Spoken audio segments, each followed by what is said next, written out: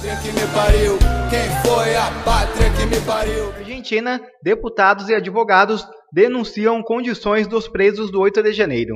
Parlamentares de direita se somaram a advogados de associação que presta assistência à família dos manifestantes detidos no protesto. A Câmara Argentina realizou uma audiência nesta quinta-feira 30 para ouvir as denúncias sobre a situação dos presos do 8 de janeiro. Convidados pela parlamentar Maria Celeste Ponte, da base do presidente Javier Milei, compareceram os advogados Carolina Siebra, Ezequiel Silveira e Luciano Cunha, da Associação dos Familiares e Vítimas do 8 de janeiro, além dos deputados Eduardo Bolsonaro, Júlia Zanata, Marcel Van Hatten e Rodrigo Valadares. Não só os manifestantes do 8 de janeiro foram citados, mas também o ministro Alexandre de Moraes, do Supremo Tribunal Federal. Van Hatten lembrou do Twitter Files Brasil, o qual, conforme o parlamentar, gerou indignação em vários países. O escândalo revelou troca de e-mails entre funcionários da Big Tech, nos quais Moraes, como presidente do Tribunal Superior Eleitoral, mandou censurar contas de pessoas de direita e de aliados de Jair Bolsonaro. Júlia acrescentou que, atualmente, o judiciário protege o governo Lula em várias decisões. O modelo é o mesmo na Venezuela, observou a parlamentar. Precisamos estar cada vez mais unidos, atentos e vigilantes em prol da liberdade, conquistada por pessoas com coragem ao longo tempo. A Oeste comenta. Hoje, em Buenos Aires, a Câmara da Argentina realizou uma audiência para ouvir denúncias sobre a situação dos presos do 8 de janeiro. Integrantes da Associação dos Familiares e Vítimas do 8 de janeiro e de deputados brasileiros levaram ao parlamento argentino informações sobre os casos de censura do judiciário à direita e a aliados do ex-presidente Jair Bolsonaro. Recentemente, a ASFAV esteve no Congresso dos Estados Unidos e também no Parlamento Europeu. De acordo com o documento apresentado no exterior, as pessoas detidas em razão do protesto foram privadas do direito pleno à defesa e ficaram em condições subhumanas nos presídios de Brasília. Mais detalhes sobre essa audiência na Câmara Argentina você encontra no nosso site, revistaoeste.com. Fabi, começamos com você, quero ouvi-la, está aí na tela então a reportagem, para quem quiser acompanhar mais detalhes aí na nossa coluna no ponto, mas queria te ouvir a importância dessa, vamos chamar uma caravana aí das FAV, que já foi para os Estados Unidos, Parlamento Europeu, agora estão aí na Argentina, em Buenos Aires, para denunciar os abusos do judiciário, né? Enfim, os abusos de autoridade, a questão do 8 de janeiro, o fato de que os presos e condenados não tiveram o acesso ao devido processo legal. Como é que você enxerga aí essa medida das FAV?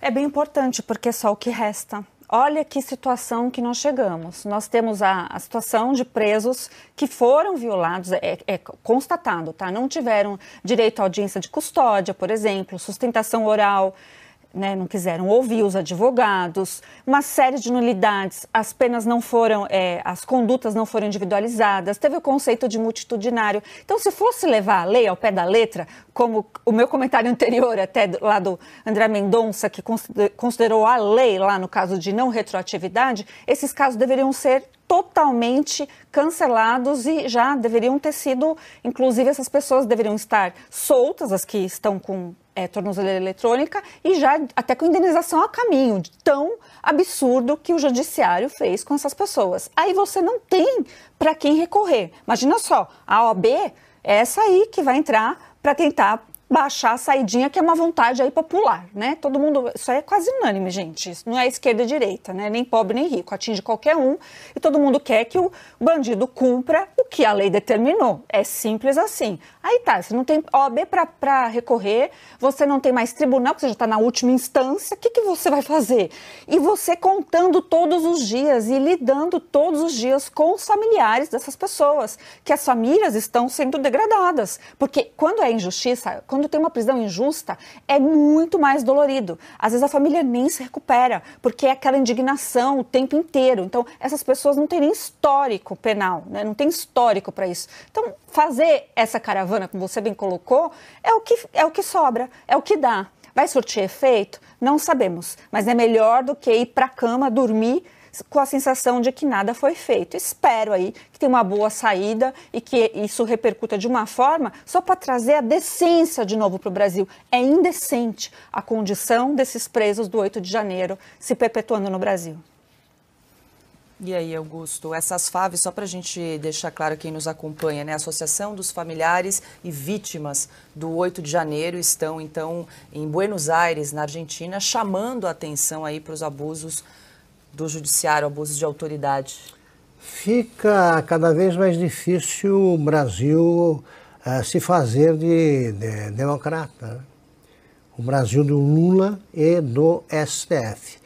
Todos esses processos, repito, essas decisões do STF serão anuladas. São ilegais desde o começo. A abertura do inquérito é ilegal. O andamento do inquérito é uma sequência de pontapés na Constituição e nos códigos legais. Tá? O ministro Alexandre de Moraes, ele persegue, ele não julga, ele persegue pessoas. Ele violou cláusulas pétreas, ele criou figuras jurídicas absurdas, por exemplo, o flagrante perpétuo. E ele é o responsável pela insegurança jurídica e política do país. Até quando? É claro que o Congresso vai perceber que o enquadramento dos demais poderes aí nos seus lugares é indispensável para que eles sobrevivam, os deputados e senadores sobrevivam politicamente. Eles têm de agir agora e paralisar a movimentação do Alexandre de Moraes e demais ministros. O que fez a decisão tomada pelo Toffoli quanto ao caso da Odebrecht é uma das maiores desfeitas, bofetadas no rosto de um povo já ocorridas na história, não exagero. Ele mostrou que liberta condenados, absolve criminosos confessos para escapar de punições. Ele se sente ameaçado. Ele solta quem ele quer. Enquanto isso, o Alexandre de Moraes prende quem ele quer. Tá? E comete absurdos que a imprensa não pode esquecer. Quero ver as fitas do aeroporto de Roma, por exemplo. Se for fake news, por que não é enquadrado pelo Alexandre de Moraes? Eles formam uma dupla que precisa ser desfeita e contida, porque o Brasil não suporta mais a democracia relativa que eles inventaram, que é o outro nome do autoritarismo. Antes de ouvir o Consta, Augusto, você mencionou os absurdos, né, cometidos aí pelo Supremo, talvez o maior deles, se a gente puder exibir, você inclusive escreveu sobre isso na Revista Oeste, tá aí, ó, um morto assombra o Supremo, exatamente, que foi a morte do Clériston da Cunha, do Clesão, tá aí então esse artigo que você escreveu no final do ano passado, Augusto, e talvez foi ali no mês onde ele morreu, inclusive, e vale sempre lembrar, havia já a manifestação da PGR, da Procuradoria-Geral da República, favorável à soltura de Clériston da Cunha, que morreu, então, 2 meses depois, em novembro, na Papuda, né? Então, é importante, a gente falando em absurdos do Supremo Tribunal Federal, esse caso não pode jamais ser esquecido.